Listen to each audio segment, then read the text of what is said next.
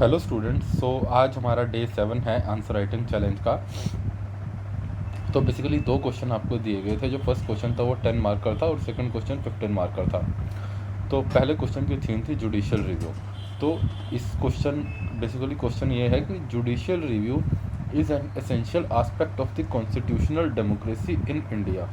कि भाई critically examine जो जुडिशियल रिव्यू है ना, वो हमारी कॉन्स्टिट्यूशनल डेमोक्रेसी का बहुत इंपॉर्टेंट आस्पेक्ट है, एसेंशियल आस्पेक्ट है। इसको क्रिटिकली एग्जामिन करो। तो इसके अंदर एक चीज़ तो हमें ये बतानी है कि भाई किस तरह से जुडिशियल रिव्यू है वो हमारी डेमोक्रेसी को प्रोटेक्ट करने के लिए बहुत ज़रूरी है। और दूसरा फिर आपको लिमिटेशन ऑफ जुडिशियल रिव्यू भी दिखानी है, क्योंकि क्रिटिकली एग्जामिन की बात की गई है तो आपको थोड़ा सा नेगेटिव एस्पेक्ट भी दिखाना पड़ेगा। तो अब हम इसकी डेफिनेशन के ऊपर आते हैं, हम इसकी इंट्रो के ऊपर आते हैं। तो हम इसकी इंट्रो के अंदर ना जुडिशियल रिव्यू की डेफिनेशन देंगे, और वो डेफिनेशन होगी कि जो judicial review is a process by which the supreme और the high court invalidate the executive और the legislative action that is inconsistent with the constitution of India. तो ये बोलता है कि जो जुडिशियल रिव्यू है ना, वो एक ऐसी प्रोसेस है जिससे सुप्रीम कोर्ट और हाई कोर्ट इनवैलिडेट करते हैं किसी भी एग्जीक्यूटिव और लेजिस्लेटिव एक्शन को जो कॉन्स्टिट्यूशन ऑफ इंडिया के अगेंस्ट होता है। फिर आप एक छोटा सा डायग्राम बना के ना वो सब आर्टिकल्स बता दो कि जहाँ से जुडिशियल रिव्यू डिराइव हुआ है। हालांकि आप इसे मिस भी कर सकते हैं, बट अगर आपके पास टाइम है तो it will be better. But इसको ऐसे मत दिखाना कि आप 1 2 3 करके बहुत ज़्यादा स्पेस यूज़ करें। आपको स्पेस मैनेजमेंट सीखना है, इसी को स्ट्रक्चरिंग बोलते हैं। तो आपने सिर्फ इतने से में, यानी it will I will say कि सिर्फ 1/6 ऑफ पेज है जिसमें आपने इसको दिखा दिया, और थोड़ा सा अपने हेडिंग आर्टिकल 32 जैसे आपने लिखा तो उसके ऊपर आपने कीवर्ड भी यूज़ कर लिया कि आर्टिकल 32 के अकॉर्डिंग जुडिशियल रिव्यू कैसे दिया गया है, क्योंकि Supreme Court is the guarantor of the fundamental rights. Article 137 से कैसे आया, because Supreme Court has the power to review any judgment. उसके बाद आर्टिकल 13 से कैसे आया, because Supreme Court can declare any law void if it is found unconstitutional. तो मैंने इतने में इंट्रो खत्म कर दी विद द रेलेवेंट आर्टिकल जहाँ से जुडिशियल एक्टिविज्म डिराइव हुआ। फिर जुडिशियल मैंने पॉइंट बनाया कि जुडिशियल रिव्यू जो है वो किस तरह से एसेंशियल एस्पेक्ट है कॉन्स्टिट्यूशनल डेमोक्रेसी का। तो अब हमें ये दिखाना है कि जुडिशियल रिव्यू किस तरह से कॉन्स्टिट्यूशनल डेमोक्रेसी को प्रोटेक्ट करता है। तो एकदम अपने दिमाग में ना ये चीज़ें घुमा लो आप कि जो कॉन्स्टिट्यूशनल डेमोक्रेसी है ना, वो कॉन्स्टिट्यूशनल डेमोक्रेसी है क्या, उसके फीचर्स क्या है जिनकी वजह से हमारी डेमोक्रेसी है। तो इसके अंदर आप देखोगे कि सबसे इम्पोर्टेंट हमारी डेमोक्रेसी को डेमोक्रेसी क्यों बनाया हुआ है, इसके बेस प्रिंसिपल क्या है। सबसे पहले तो इसका फेडरलिज्म एक प्रिंसिपल है, ठीक है। दूसरा कॉन्स्टिट्यूशनल की सुप्रीमेसी एक प्रिंसिपल है। थर्ड, ये आर्थिक गवर्नमेंट जो होती है ना, आर्थिक गवर्नमेंट ना बने, ठीक है, न बनने देना, ये भी एक हमारी डेमोक्रेसी का इंपॉर्टेंट फीचर है। उसके बाद सेपरेशन ऑफ पावर प्रिंसिपल एक इंपॉर्टेंट फीचर है। देन बेसिक स्ट्रक्चर जो है वो हमारा बेसिक इंपॉर्टेंट फीचर हो जाता है। फंडामेंटल राइट्स इंपॉर्टेंट फीचर्स हो जाते हैं। उसके बाद वेलफेयर स्टेट जो डीपीएसपी में है वो इंपॉर्टेंट फीचर है। तो बेसिकली हमारी कॉन्स्टिट्यूशनल डेमोक्रेसी इसलिए है क्योंकि उसके अंदर ये मेन फीचर्स हैं। तो बस अब हमें जुडिशियल रिव्यू का इम्पैक्ट दिखाना है इन सब फीचर्स के ऊपर कि किस तरह से जुडिशियल रिव्यू इन सब पॉइंट्स को प्रोटेक्ट करता है, और अगर वो इन पॉइंट्स को प्रोटेक्ट करेगा तो वो कॉन्स्टिट्यूशनल डेमोक्रेसी को भी अपहेल्ड करेगा, ठीक है। तो ये थॉट रहेगी इस आंसर को लिखने के अंदर। तो पहला पॉइंटर आ जाएगा कि ये प्रोटेक्ट करता है कॉन्स्टिट्यूशन को और टेनेट्स ऑफ डेमोक्रेसी को, कि judicial review protect the constitution and the tenets of the democracy. उसके बाद बताएंगे कि किस तरह, उसके पॉइंटर आप देंगे कि it maintain the federal balance bye restricting the power of central government. आप इसमें लिखेंगे कि भाई जो हमारा फेडरल बैलेंस है ना, उसको बनाए रखता है सेंट्रल गवर्नमेंट की पावर को रिस्ट्रिक्ट करके जुडिशियल रिव्यू। और इसको एक एग्जांपल देकर सब्सटेंशिएट कर देंगे। जैसे एसआर बोम्मई का केस था, उसने एसआर बोम्मई ने लिमिटेशन रख दी थी प्रेसिडेंशियल रूल के ऊपर, ठीक है।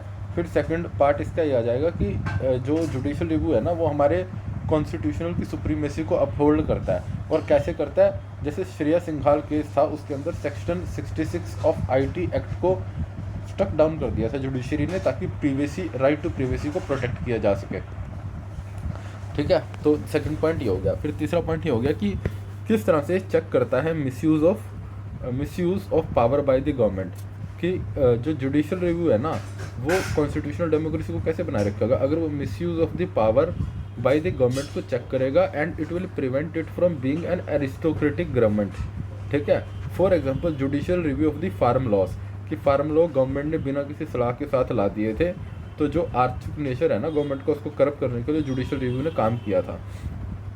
Then next point is this protect the mandate of the separation of power, कि ये सेपरेशन ऑफ पावर को बनाए रखता है। जैसे एनजेसी एक्ट इसने स्टक डाउन कर दिया था, national judicial appointment commission. NJC क्या था, बेसिकली पहले कॉलेजियम सिस्टम के अकॉर्डिंग अपॉइंटमेंट्स होती थी, बट एनजेसी में अब एग्जीक्यूटिव को रोल भी दे दिया गया था अपॉइंटमेंट में, तो इसको सुप्रीम कोर्ट ने स्टक डाउन कर दिया और बोला क्योंकि ये ना सेपरेशन ऑफ पावर जो है उसको करप्ट करता है, ठीक है। Then it protects the basic structure of the constitution, कि ये जो ना कॉन्स्टिट्यूशन के बेसिक स्ट्रक्चर को प्रोटेक्ट करता है जो जुडिशियल रिव्यू होता है। For example Kesavananda Bharati case. उसके बाद ये हो गया हमारे बेसिकली कॉन्स्टिट्यूशन के ऊपर, किस तरह से ये कॉन्स्टिट्यूशनल डेमोक्रेसी को प्रोटेक्ट करता है। उसके बाद इंडिविजुअल और सोसाइटी से रिलेटेड किस तरह से ये डेमोक्रेसी को अपहोल्ड करता है। ये सबसे पहले जुडिशियल रिव्यू ना फंडामेंटल राइट्स को प्रोटेक्ट करता है, जैसे राइट ऑफ प्रिवेसी को प्रोटेक्ट किया गया केएस पुट्टास्वामी जजमेंट में। उसके बाद आप क्या करेंगे, ये प्रमोट करता है सोशल जस्टिस को, कि सोशल जस्टिस को बनाए रखता है। ये गवर्नमेंट को ऐसा भी कोई काम करने से रोकता है जो सोशल जस्टिस को किसी तरह से हैम्पर करे। जैसे कि सुप्रीम कोर्ट ने रिस्टोर कर दिया था एंटीसिपेटरी बेल का प्रोविजन SC/ST एक्ट जो पास हुआ था उसमें। देन ये प्रोटेक्ट करता है किसी भी माल प्रैक्टिसेस को पर्सनल लॉस की, कि सुप्रीम कोर्ट का काम है पर्सनल लॉ की किसी भी माल प्रैक्टिसेस को माल प्रैक्टिसेस है उनको ख़त्म करना, ताकि जो फंडामेंटल राइट्स है ना हमारे सिटीजन्स के वो बने रहे, खासकर महिलाओं के, जैसे शायरा बानो वर्डिक्ट हो गया। नाउ अब हमें थोड़ा सा इसका क्रिटिसिज्म भी लिखना है, क्योंकि क्रिटिकली एनालाइज की बात हुई है, तो बट द लिमिटेशंस की हम बात करेंगे कि समटाइम्स जो जुडिशियल एक्टिविज्म है ना वो जुडिशियल ओवररीच बन जाता है, क्योंकि जो जुडिशरी है ना वो लेजिस्लेटिव डोमेन के अंदर एंटर कर जाएगी। जैसे फिर एग्जांपल देकर इसको सब्सटेंशिएट कर दो, highway liquor ban case. Then second क्या हो जाएगा कि this will hinder the government functioning, कि गवर्नमेंट की फंक्शनिंग को हिंडर करता है जो जुडिशियल रिव्यू है। जैसे कोल ब्लॉक एलोकेशन कैंसिल कर दिया गया था कि गवर्नमेंट को पॉलिसी बनाने में डिले हो जाता है, तो ये एक लिमिटेशन है जुडिशियल रिव्यू का।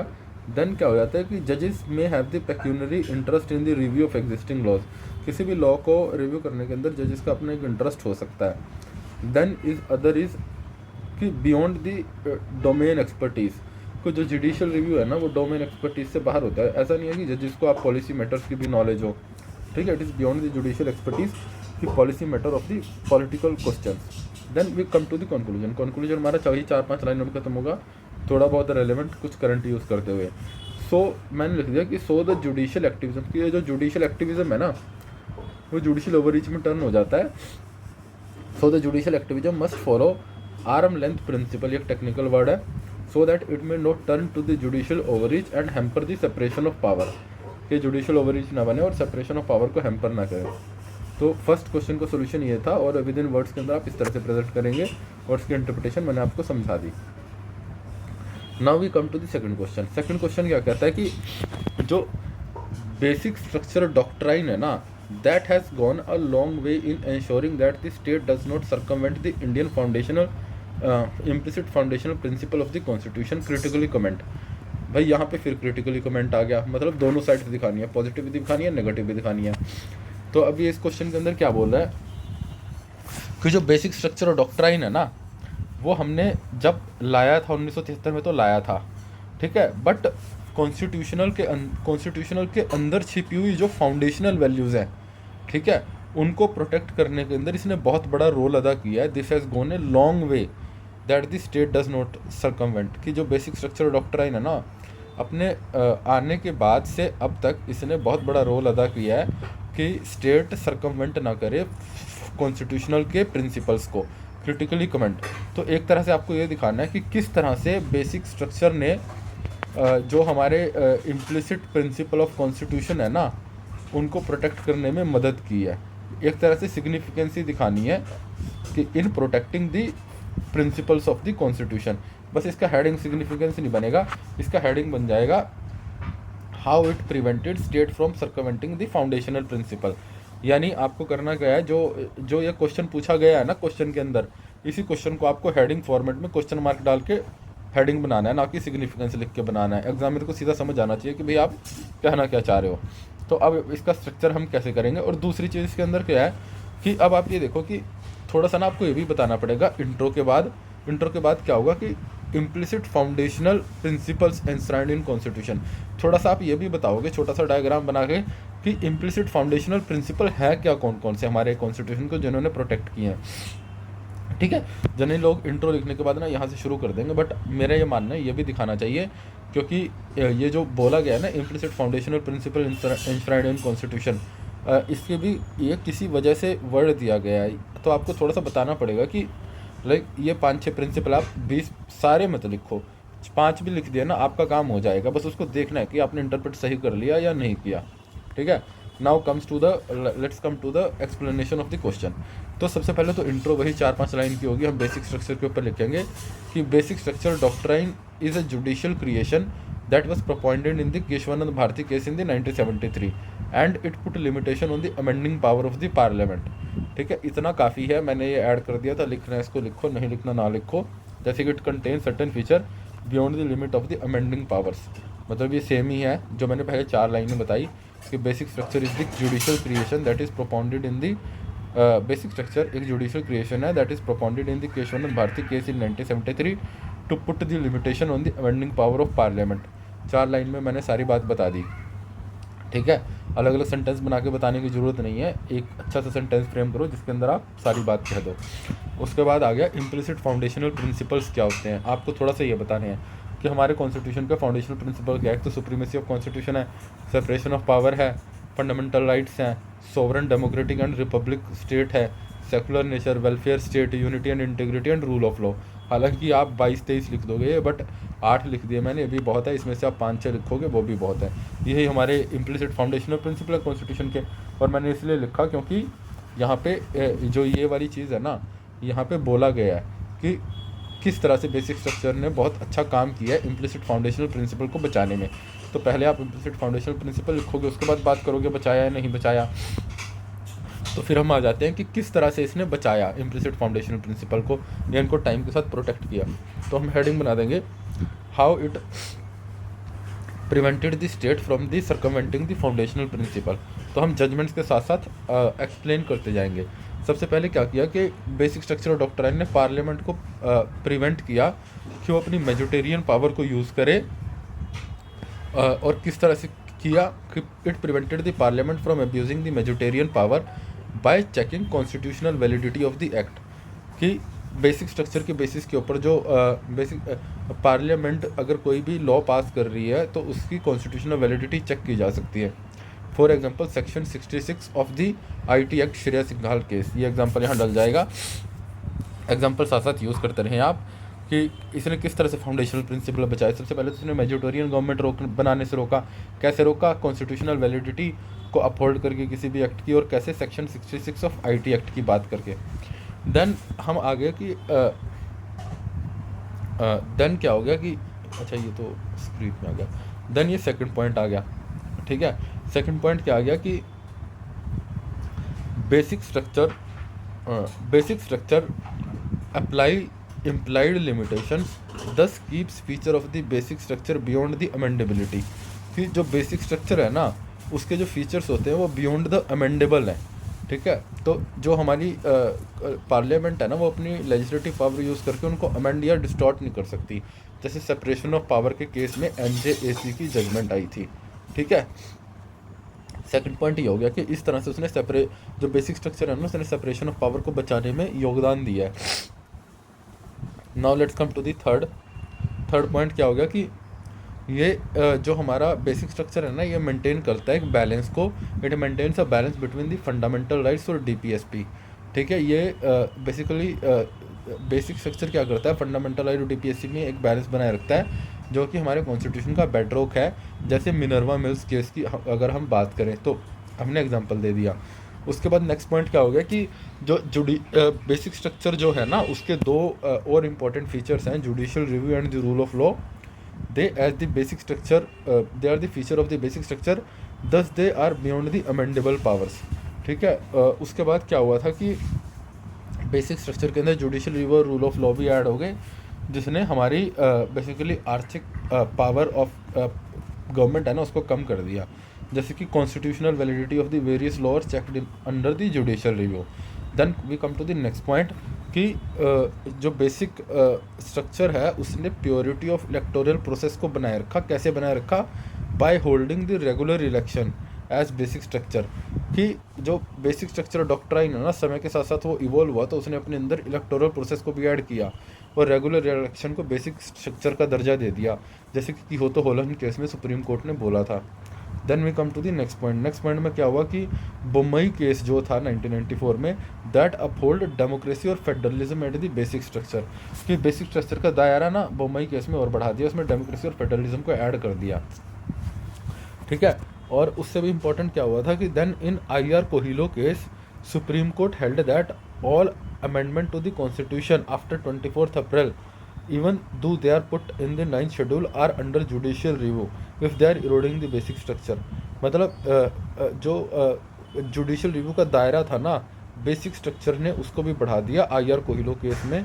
कि अगर कोई भी 24 अप्रैल 1973 के बाद कोई भी लाइक एक्ट डाला गया है 9th शेड्यूल में, तो वो भी जुडिशियल रिव्यू के अंडर होगा। Then we come to the what are the some basic limitations of the basic structure doctrine. कि कुछ बेसिक लिमिटेशंस क्या है हमारे बेसिक स्ट्रक्चर डॉक्ट्राइन की। तो सबसे पहले ये लिमिट इसलिए इंपॉर्टेंट है क्योंकि क्रिटिकल एग्जाम में लिखा गया क्वेश्चन में, तो आपको लिमिटेशन बतानी होंगी और आप ठीक ठाक लिमिटेशन बताओ, 5-6 एक पेज भरो इसके ऊपर। तो पहला क्या होगा कि sometimes it acted as a shield to ensure judicial transparency and accountability. कि कभी कभी ना जो बेसिक स्ट्रक्चर होता है वो जुडिशियल ट्रांसपेरेंसी और अकाउंटेबिलिटी लाने के रास्ते में एक शील्ड बन जाता है, एक रोड़ा बन जाता है। जैसे एनजेसी जजमेंट थी, उसको नलीफाई कर दिया सुप्रीम कोर्ट ने, तो सेपरेशन ऑफ पावर के बेसिस के ऊपर। सेपरेशन ऑफ पावर एक बेसिक स्ट्रक्चर का फीचर है, तो उसको हवाला देके एनजेसी को ख़त्म कर दिया हमारी सुप्रीम कोर्ट ने। देन सेकंड क्या हो गया कि despite basic structure doctrine has failed to check threat to the federalism. कि फेडरलिज्म का जो थ्रेट है ना वो चेक नहीं कर पाया बेसिक स्ट्रक्चर, एल्दो हमने फेडरलिज्म को बेसिक स्ट्रक्चर का एक हिस्सा बना दिया। जैसे आर्टिकल 356 का आज भी रिपीटेटिवली यूज़ होता है because it is circumvented it by using the office of the governor. Then we come to the next point कि this has failed to uphold the parliamentary democracy. कि जो हमारा बेसिक स्ट्रक्चर है वो parliamentary democracy को fail करने में fail हो गया है। और एल्दो इट इज़ बीइंग द, जबकि ये हमारे बेसिक स्ट्रक्चर का एक हिस्सा है। फॉर एग्जांपल बिल जो रेफ़र किया गया है ना स्टैंडिंग कमेटी को 17th लोकसभा में, वो और भी कम हो गए हैं। तो इस तरह से पार्लियामेंट्री डेमोक्रेसी कमज़ोर हो गई, एल्दो ये बेसिक स्ट्रक्चर का एक हिस्सा थी। उसके बाद आ जाता है कि vagueness and the elusiveness of the basic structure. Basic structure के अंदर बहुत ही वेग और एल्यूसिवनेस है, इसके अंदर जो वर्ड्स यूज़ किया गया उनकी क्लियर डेफिनेशन नहीं है। Then but basic structure translate करता है जुडिशरी को एक थर्ड डिसाइसिव चैम्बर के अंदर। ठीक है। देन जुडिशियल ओवररीच, जो जुडिशियल एक्टिविज्म है ना वो जुडिशियल ओवररीच में कन्वर्ट हो जाता है बेसिक स्ट्रक्चर की वजह से। It hamper the separation of power. For example highway liquor ban case, तो आपने एग्जांपल देकर सब्सटेंशिएट कर दिया कि बेसिक स्ट्रक्चर क्या करता है। एक तरफ तो ये सुप्रीम कोर्ट का दायरा बढ़ाता है पावर एक्सरसाइज करने का, बट ये जुडिशियल ओवररीच में भी तब्दील हो जाता है, तो सेपरेशन ऑफ पावर को इरोड करता है, जैसे हाईवे लिकर बैन केस में। Then we will conclude into the 4-5 lines. और 4-5 लाइन पे कंक्लूड कैसे हो गया, मैं लिखूंगा कि दस the basic structure is an open ending document without codification. कि एक ओपन एंडिंग डॉक्यूमेंट है जिसका कोडिफिकेशन अभी तक नहीं हुआ है, इसलिए जो जुडिशरी है ना उसको it must keep vigil and the equal instance in reforming. कि बेसिक स्ट्रक्चर जो है ना वो ओपन एंडिंग डॉक्यूमेंट है, उसमें कोई कोडिफिकेशन नहीं है, इसलिए जुडिशरी को कांस्टेंट विजिल और इसको रिफॉर्म करने की तरफ ध्यान देना चाहिए। तो इस तरह से मैंने इसको कंक्लूड कर दिया। आई होप इस वीडियो से आपको समझ आया होगा। I am not in a good position to speak, इस वजह से थोड़ा सा आपको समझने में भी प्रॉब्लम आई होगी, फ्लो नहीं आया होगा वीडियो में, but please manage for the 2 or 3 days। Thank you.